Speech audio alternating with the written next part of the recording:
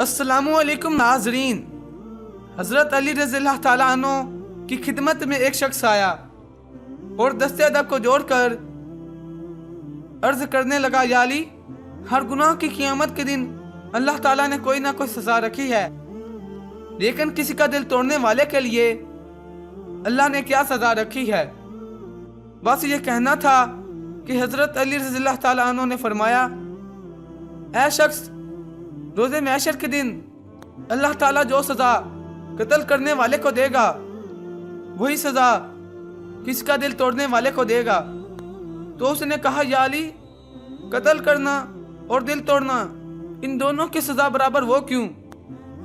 بات جب یہاں تک پہنچی تو حضرت علی رضی اللہ تعالیٰ عنہ نے فرمایا، اے شخص، یاد رکھنا کہ کسی کو قتل کرنے سے انسان کا جسم مرتا ہے اور کسی کا دل توڑنے سے انسان کی روح کو صدمہ پہنچتا ہے، نہ وہ مرتا ہے اور نہ وہ جی سکتا ہے۔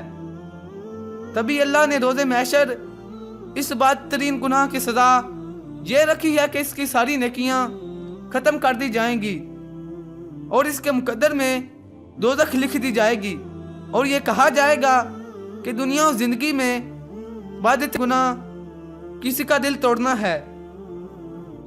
ناظرین، امید کرتے ہیں کہ یہ ویڈیو آپ کو پسند آئی ہوگی۔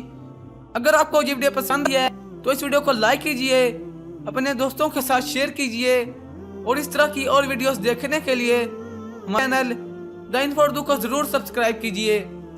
انشاءاللہ ملتے ہیں ایک نئی ویڈیو کے ساتھ، تب تک اپنا بہت سا خیال رکھیے گا۔ اللہ نگہبان۔